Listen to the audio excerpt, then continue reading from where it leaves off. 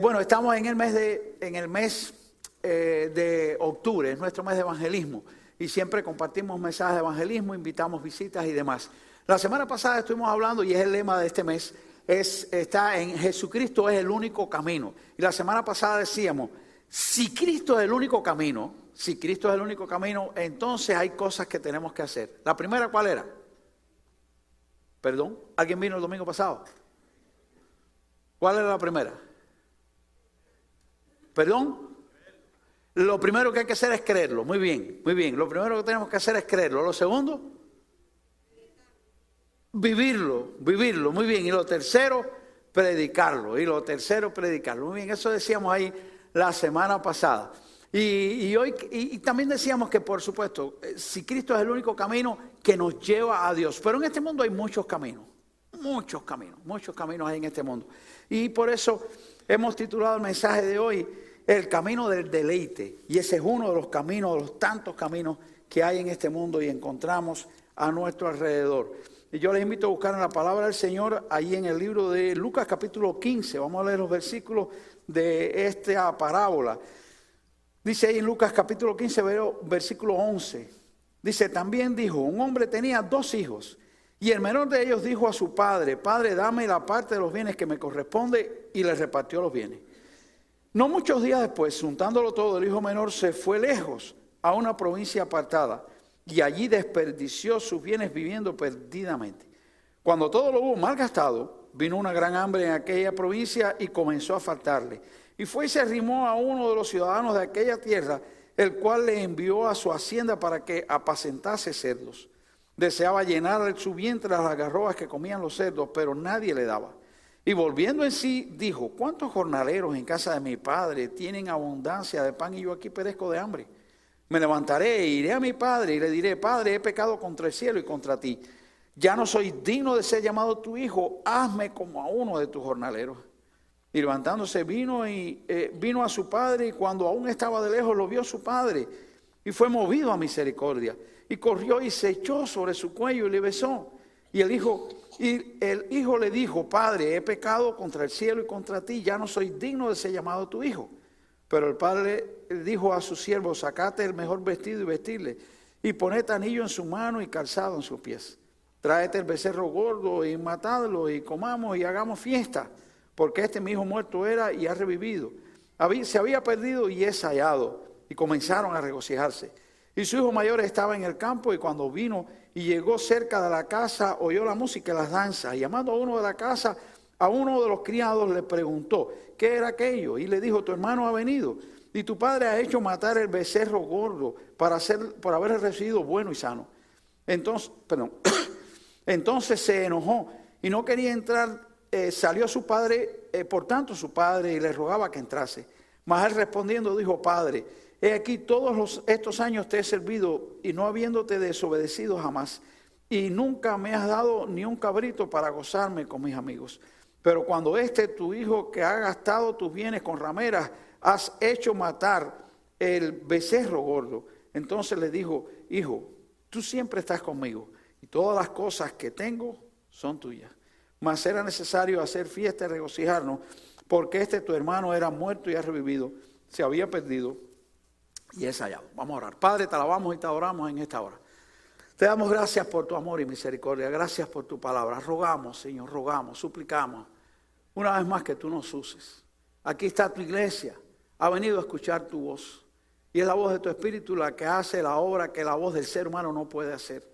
Por eso yo te ruego, Señor, y te suplico en esta hora que tú me uses una vez más y me sostengas con tu gracia y con tu poder. Te lo ruego en el nombre glorioso de Cristo Jesús.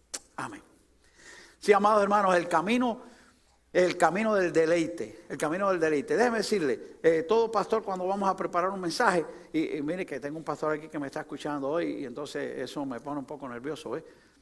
Pero todo pastor cuando va a predicar un mensaje trata de buscar ilustraciones y ejemplos para poder poner ejemplos de lo que vamos a decir y de qué estamos hablando. Así que cuando yo dije, bueno, voy a hablar del camino del deleite, empecé a buscar alguna ilustración, algún ejemplo, busqué, pero realmente no encontré ninguno, así que ninguno que me satisfaciera y que llegara a mi mente y que estuviera bien. Pero esta mañana esta mañana, cuando mi esposa se levantó y se puso ese vestido azul tan bonito que tiene.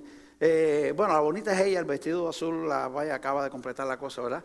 Fíjese usted, tan bonita que parece un azulejo. Entonces, bueno, pues yo también voy de azul yo también. Así que agarré mi trajecito azul que ustedes conocen porque es el único azul que tengo. Entonces, saqué mi trajecito azul y me puse el pantalón de maravilla. Me puse la camisa de maravilla, la corbata, ni hablar de eso. Pero cuando me puse el saco, no cierra. Y si aprieto, los de los primeros bancos estarán en peligro. Entonces dije, ahí está, consecuencia del camino del deleite. Ya usted sabe, claro, comer es un deleite, claro que sí, y no cabe duda que también va a llevar su consecuencia, aunque no es un deleite que sea pecado, a menos que usted caiga en la gula, y le aseguro que yo no soy esa persona, pero esa es una consecuencia del camino del camino del deleite. Qué importante es esto. Porque nosotros vivimos en un mundo y filosóficamente este mundo tiene varias características de las cuales menciono en distintas oportunidades. Una de las características del mundo que nosotros vivimos es que este mundo es altamente helenístico. Los griegos eran los gozadores de la vida. Los gozadores de la vida. Ellos vivían en el deleite y todo era el deleite y les encantaba todas aquellas cosas. Y siempre cuando se habla del deleite y del placer, pues se piensa en ese aspecto y esa característica del mundo de los griegos que todavía en nuestros tiempos está muy, pero muy marcado de una manera muy alta. Realmente el deleite no es malo, el Señor lo hizo. Si nos deleitamos es porque Dios nos hizo para deleitarnos, nos gozamos. Y hay muchos aspectos del deleite que son buenos y positivos. Pero al deleite que nos estamos refiriendo y que este pasaje se refiere y la Biblia se refiere es al deleite que lleva al ser humano a pecar. El deleite pecaminoso. El deleite pecaminoso es a ese verdaderamente que nos referimos. Cuando nosotros buscamos en la Biblia ejemplos del deleite pecaminoso hay varios. Por ejemplo, pensaba yo en cuando Pablo estuvo preso. Dice que hubo un momento que algunos lo abandonaron. Y él escribe y dice, fulano, mengano, me abandonaron amando más el mundo. Dijeron, ¿qué va? Con este viejito preso no vamos a ir a ningún lado. Más vale que nos vayamos a buscarnos la vida por ahí, porque aquí no vamos a ningún lado. Y lo dejaron. Uno de los ejemplos clásicos, personas clásicas, ejemplos clásicos del deleite fue Salomón. ¿Recuerdan a Salomón? Salomoncito, él el pobre como disfrutó. Pero bueno, Salomón tenía un reino bien formado. Su padre había hecho guerras y había conquistado muchos reinos. Y cuando él tomó el poder, pues él tenía ya las conquistas hechas de su padre. Por eso Salomón hizo muchísimas construcciones. Hay más pruebas arqueológicas del reinado de Salomón que el de David. David peleó, David no construyó casi. Salomón no tuvo que pelear y pudo dedicarse a construir. Hizo muchísimas construcciones y la arqueología todavía descubre parte de ellas. Así que dice que en los tiempos de Salomón había tanta riqueza en Israel que la plata no tenía mucho valor. El valor era el oro era lo que valía. Es como la gente hoy en día dice el cash es lo que vale, ¿verdad? Pero bueno, en el tiempo de Salomón era el oro. Y Salomón, ¿cuántas cosas tuvo? Ahí describe la Biblia todas las cosas que tuvo Salomón. Así que como Salomón no tuvo que guerrear y podía dedicarse a otras cosas, entre las cosas que se dedicó fue a coleccionar esposas. ¿Cuántos aquí coleccionan cosas? Pero no esposas, ¿verdad? Mi esposa colecciona campanas, menos mal que no colecciona esposos, pero bueno. Salomón empezó a coleccionar esposas. Pasó una egipcia y le echó mano. Pasó una moabita y le echó mano.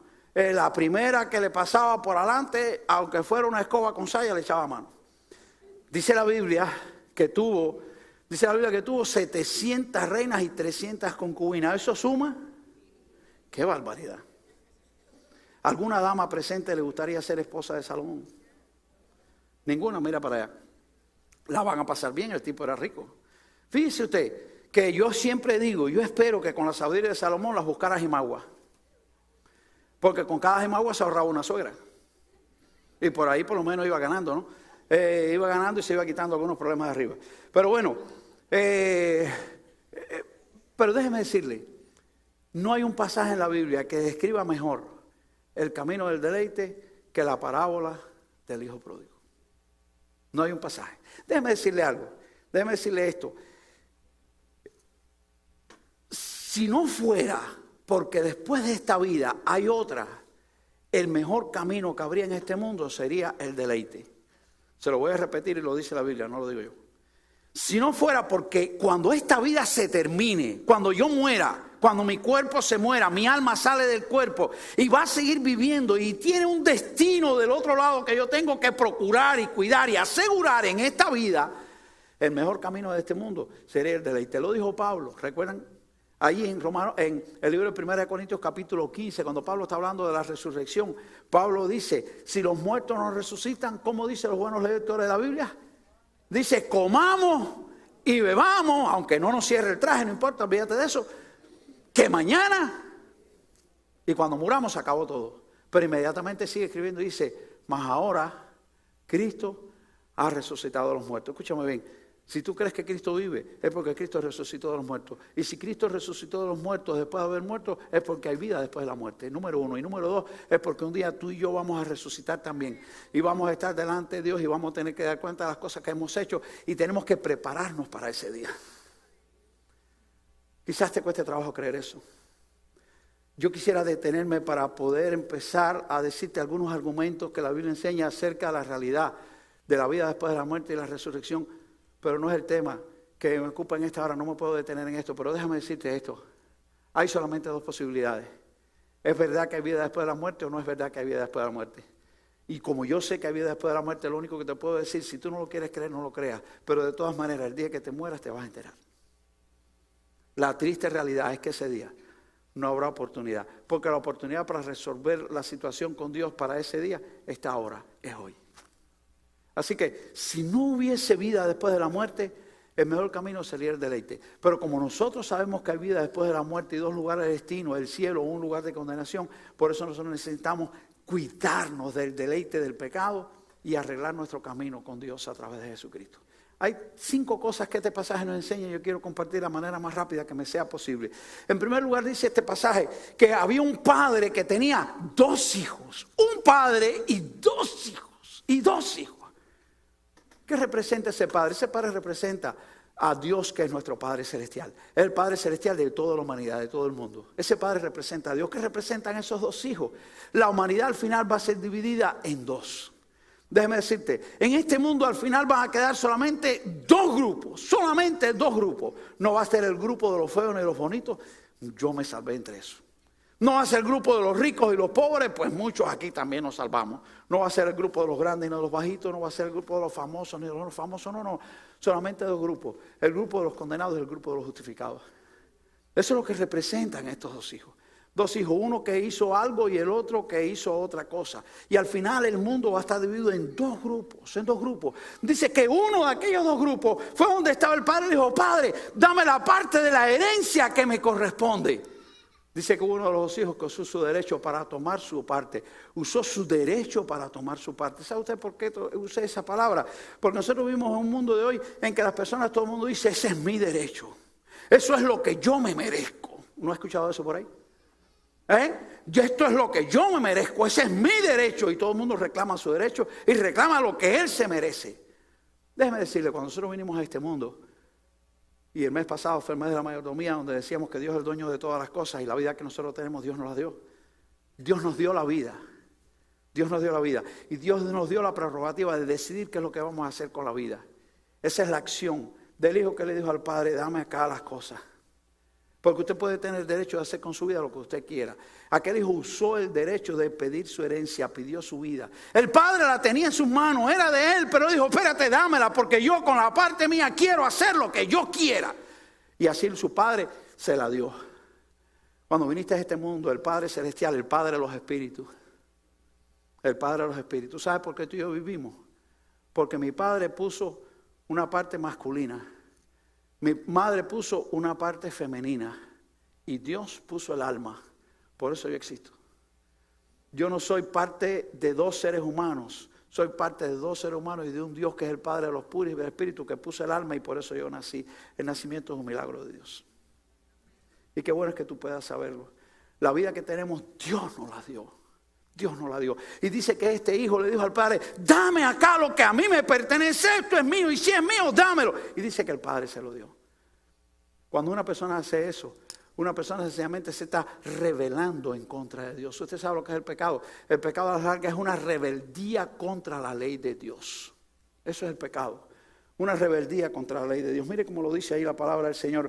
En el libro de Deuteronomio, de una manera bien característica, en el libro de Nehemías, cuando el pueblo de Israel regresa allí del cautiverio, Nehemías 9, versículo 29, cuando Esdras está orando y pidiendo perdón por el pecado del pueblo, mira las palabras que dice, hablando de lo que había hecho el pueblo, dice Esdras, les amonestaste a que se volviesen a tu ley. Usted sabe que Dios tiene una ley. La ley menos reconocida de esta humanidad es la ley de Dios. Dios tiene una ley. Les amonestaste a que volviesen a tu ley, a la ley de Dios. Mas ellos se llenaron de soberbia. Cuando nosotros decimos, yo voy a hacer con mi vida lo que yo quiera, estamos teniendo soberbia en contra de Dios. Mas ellos se llenaron de soberbia y no oyeron tu mandamiento, sino pecaron contra tu juicio, los cuales si el hombre hiciere, les dará la vida, porque es vida obedecer a Dios.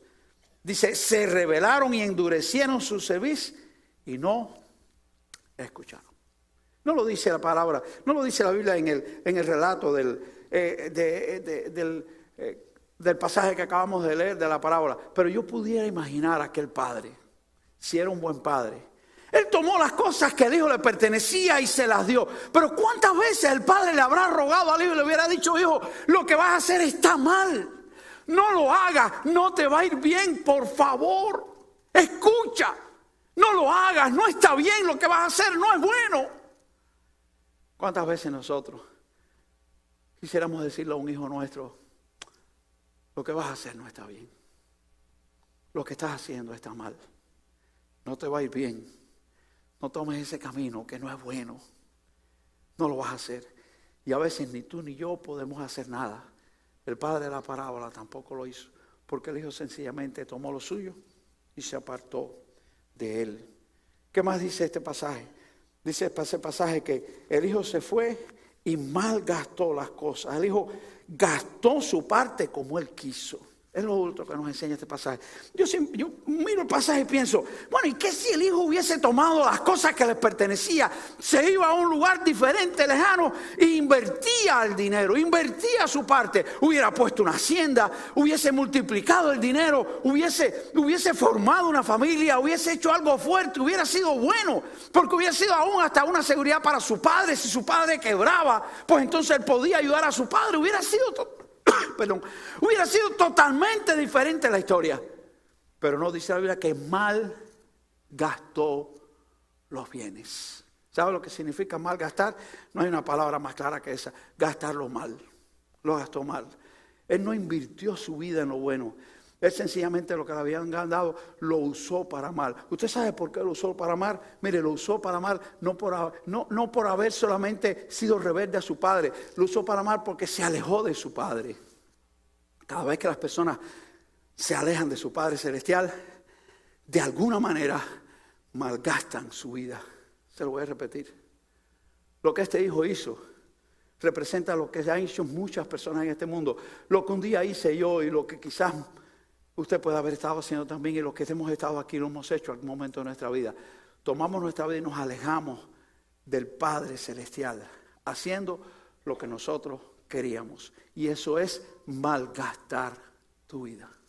Quizás usted pueda decir, pastor, yo conozco muchísima gente rica que están lejos de Dios y viven lejos de Dios. Y les va bien económicamente. Les va bien económicamente. Multiplican su dinero, han sido ricos, se hacen más ricos y se hacen más ricos. Pero cuando usted registre y vea su vida, usted va a encontrar que están malgastando su vida. Porque usted va a encontrar de cuántas cosas están faltos. Cuando nosotros nos alejamos de Dios, al final nosotros terminamos por malgastar nuestras vidas. Porque cuando nosotros nos alejamos de Dios, empezamos a hacer lo que a Dios ofende, lo que a Dios le agrada. Y cuando nosotros hacemos lo que a Dios ofende y lo que a Dios le agrada, lo que a Dios no le agrada, una consecuencia al final llegará para nosotros. Sí, amados hermanos, qué bueno que nosotros podamos pensar cuán cerca estoy yo del Padre, cuánta comunión tengo yo con el Padre. Mire cómo lo dice Proverbio 29, versículo 3, dice así la palabra del Señor. Cuando los justos, Dice el versículo 3, el hombre que ama la sabiduría alegra a su padre. Y dice más, el que frecuenta rameras perderá los bienes. Mas el que frecuenta rameras perderá los bienes. El que se dedica al deleite a vivir lejos de Dios perderá las bendiciones de su vida. Las va a perder. Qué importante es que nosotros tengamos cuidado, porque Dios nos está llamando para que nosotros no seamos personas que malgastemos nuestra vida. ¿No quieres malgastar tu vida en este mundo? Vuélvete a Dios. Vuélvete a Dios, porque mientras más lejos estemos de Dios, más vamos a malgastar nuestra vida. Lo tercero que nos enseña este pasaje es que el hijo recibió las consecuencias de su malgasto. Decía un dicho en mi país, donde se saca y no se echa, ¿qué pasa? Se acaba. Donde se saca y no se echa, se acaba. El hijo se fue y a eso sí, mientras tuvo. Se lo voy a repetir otra vez. Mientras tuvo. ¿Qué tuvo? Amigos. Como dicen algunos de mi país, gozadera. Como dice la canción, ¿verdad? Y se armó la gozadera. Mientras tuvo, venga, amigo, gozadera, todo bien. Pero donde se saca y no se echa, se acaba. Y se le acabaron los amigos y se acabó la gozadera. Se le acabó todo. Ahora contaba yo en el primer culto, cuando estuvimos ahora allá en Cuba, estuvimos en el pueblo de Santa Cruz del Norte y estábamos predicando por la calle y salí a hacer un par de visitas con el pastor y fuimos a casa de una familia y cuando veo la casa al lado le dije al pastor, tú ves la placa es un techo de concreto que se hace en mi país, un techo de concreto, y le dije, ¿tú ves esa placa? Y le dije, esa placa la eché yo. El pastor me miró así como dice, estás loco. Y le dije, oye, acuérdate que yo vivía en San Antonio de Río Blanco. Ahí en esa casa vivía un miembro de la iglesia de San Antonio de Río Blanco, que ya no vive ahí. Su nombre era Pablo. En aquel tiempo era joven, ya es viejo como yo. Ya no vive ahí. Y esa placa la echamos los jóvenes de la iglesia de San Antonio de Río Blanco. El muchacho que vivía en esta casa tenía una moto, un motor. En mi país tener un motor es una propiedad extraordinaria. Todo el mundo no tiene motor. Pablo tenía muchísimos amigos. La casa siempre, usted cada vez que iba a su casa, la casa siempre estaba llena de amigos. Siempre estaba llena de amigos. Pero cuando fue a echar la placa, se la tuvimos que echar los miembros de la iglesia. ¿Usted sabe por qué? Porque tenía en esos días el motor roto. No había motor, no había amigos. Yo le dije a Pablo, oye, ¿los socios tuyos dónde están? Y me dijo, están en distintas cosas, pero ellos vuelven. Dije, ¿cuándo? Dije, cuando arregle el motor. Así le pasó al joven rico. Mientras tuvo amigos, disfrutó, pero como se le acabó, se acabaron las demás cosas también. Amado, qué importante es que tú sepas eso. Cada día de tu vida lejos de Dios la estás malgastando. Y aunque puedas tener cosas que te rodean, se te van a acabar un día. ¿Cuáles son las cosas que faltan? ¿Cuáles son las cosas que faltan a una persona que está alejada de Dios, aunque tenga mucha riqueza? Mire, le falta paz. Le falta paz. Usted sabe que las personas que están lejos de Dios no tienen paz. Le falta paz. Hay tantísimos ejemplos que podría ponerle, pero no puedo detenerme en eso. Le falta paz. Número 2, le falta satisfacción. Fíjese, si le falta satisfacción, que siempre quieren más. ¿Usted ha visto alguna persona que diga, no quiero nada más? Mientras más tienen, más quieren. ¿Por qué? Porque su corazón está vacío. Les falta satisfacción. No tienen paz, no tienen satisfacción, no tienen gozo. Aunque tengan momentos de gozadera y de alegría, los momentos pasan y cuando pasan, ahí está de nuevo. No tienen gozo, porque el gozo de Jesucristo no existe en sus corazones. No tienen gozo. Y sobre todas las cosas, no tienen la seguridad de la vida eterna. Cuando su vida termine en este mundo, van a estar en un lugar de condenación.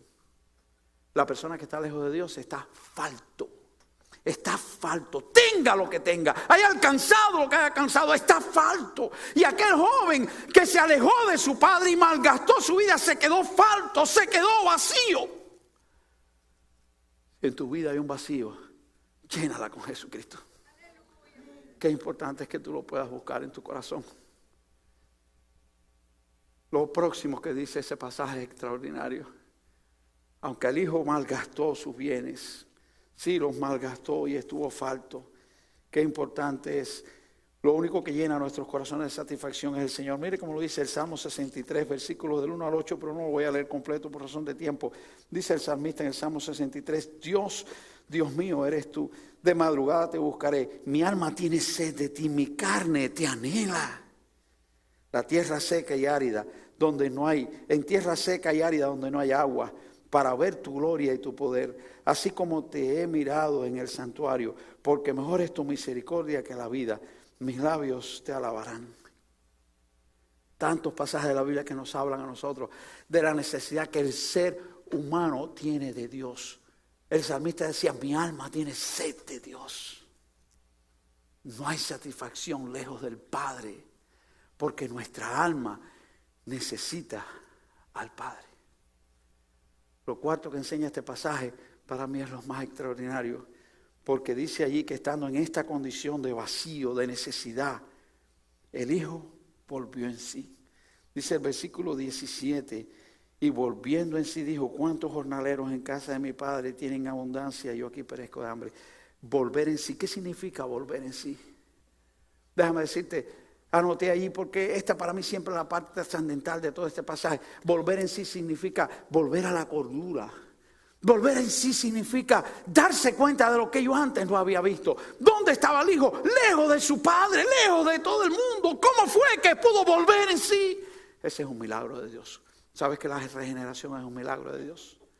¿Sabes que la conversión es un milagro de Dios? Ese es el misterio de la conversión.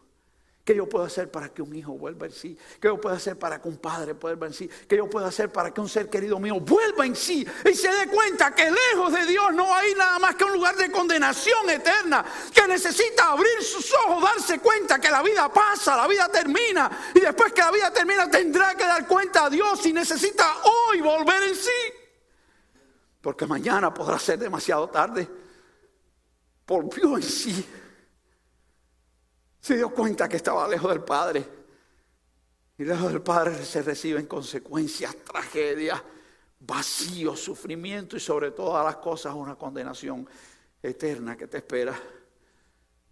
Pero aquel hijo volvió en sí. Qué bueno sería que hoy tú vuelvas en sí. Tú te des cuenta que la vida que has tomado de lejos de Dios, puedes tomarla. Eres dueño de ella. Puedes hacerlo. Pero la vas a llevar sencillamente a un lugar de condenación eterna. Qué bueno sería que hoy tú también puedas volver en sí y decir, espérate, voy a regresar. Porque en casa del Padre, de mi Padre, que es tu Padre, en casa del Padre vas a encontrar lo que tú necesitas. El amor, el gozo, la paz, la satisfacción. Y sobre todas las cosas, la bendición y el regalo de la vida eterna. La parte final de este pasaje siempre conmueve mi corazón. Porque dice la palabra de Dios que cuando el Hijo se dio cuenta, volvió en sí, en su mente, se dio cuenta de algo. Pero eso solamente estaba en su mente. Él no solamente se quedó con un pensamiento, él hizo una acción. Él no solamente dijo, estoy mal, estoy equivocado. Dijo, voy a volver, y lo hizo. Tomó el camino de regreso y volvió a su Padre. Lo más hermoso de este pasaje es que cuando el Hijo volvió a su Padre, el Padre estaba en el camino. Déjame decirte esto. No estaba en el camino por casualidad ese día. No lo dice la Biblia. No dice la Biblia que por casualidad ese día el Padre tuvo una corazonada. Los padres le zumban, hermano. Los padres a veces tienen unas corazonadas que de Dios, que eso es tremendo. Pero no dice la Biblia que ese día el Padre tuvo una corazonada y vino al camino. No dice la Biblia. Yo creo firmemente que el Padre, cada día desde que el Hijo salió, estuvo en el camino. Y así Dios está en el camino. Está hoy en tu camino. Porque Dios está esperando que hoy tú regreses. Dios no está en el camino para condenarte. Si tú o yo hubiésemos sido ese padre, ¿qué le hubiésemos dicho al hijo? A ver, los padres aquí, confiésense. Te lo dije que no te fueras, te dije que no tomaras ese camino, te lo dije que te iba a ir mal, te lo dije, mira ahora cómo regresas hasta sin zapatos has virado. Te lo dije.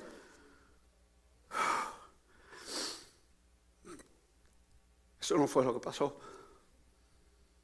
Porque el Padre Celestial, que está en tu camino y en mi camino, no está aquí para condenarnos. Está aquí para perdonarnos. Está aquí para recibirnos. Está aquí para tomarnos en sus brazos de vuelta. Está aquí para darnos el amor que el mundo no nos da. Porque el mundo negocia los favores.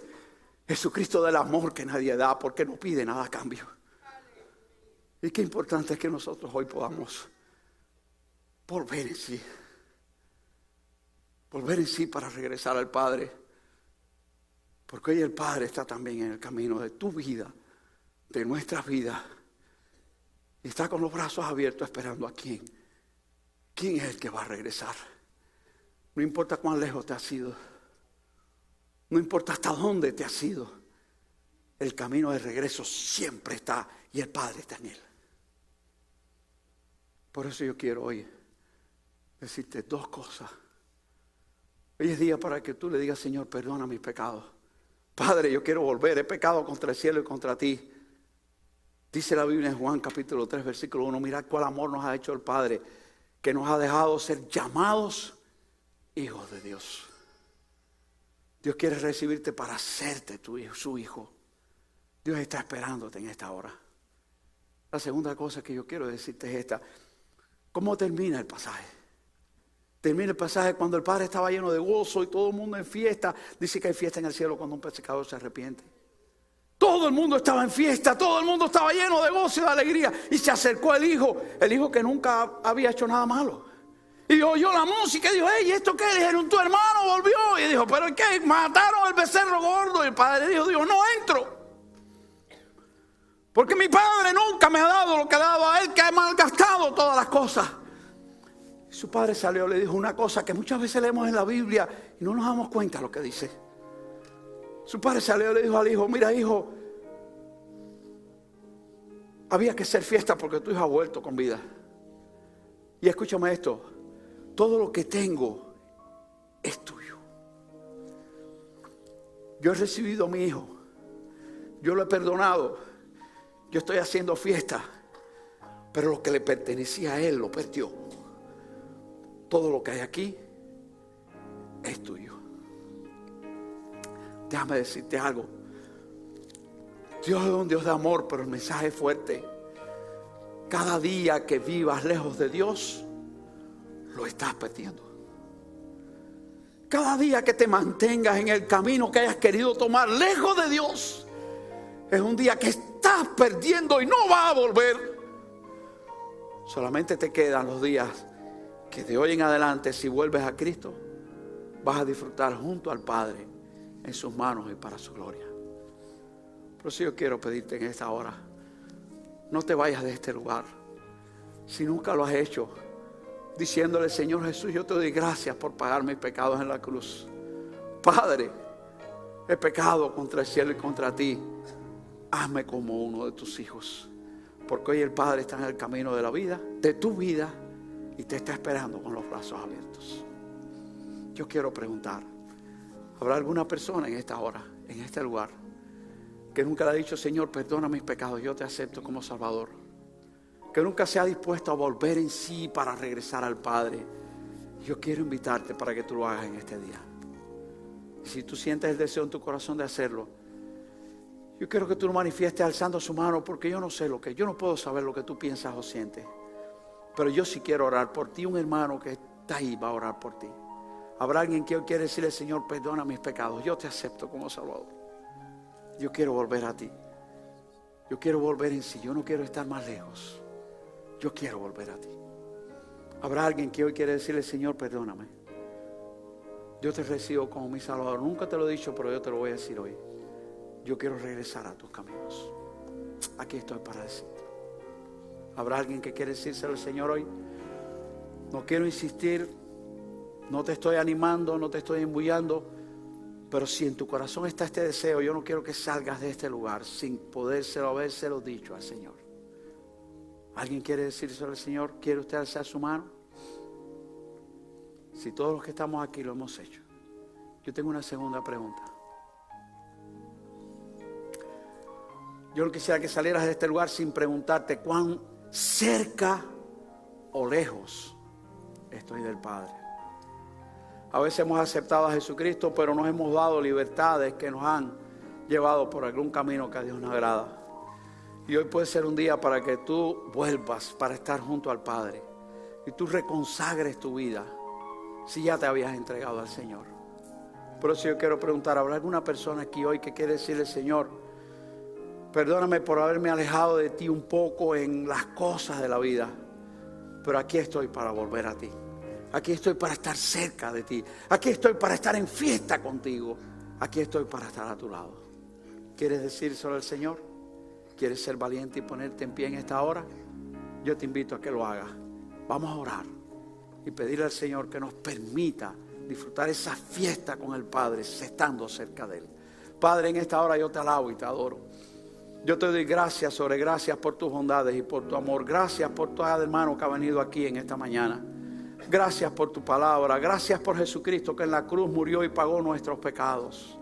Gracias porque un día nosotros lo aceptamos, pero hoy te pedimos, Señor, hoy te suplicamos, hoy te rogamos que nosotros podamos volver a ti, que nosotros podamos rehacer nuestras vidas contigo, estando cerca de ti, adorando hasta ti, estando de tu mano, sin salir de la casa del Padre, para que nuestras vidas sean de victoria, para que nuestras vidas sean luz a aquellos que no te conocen.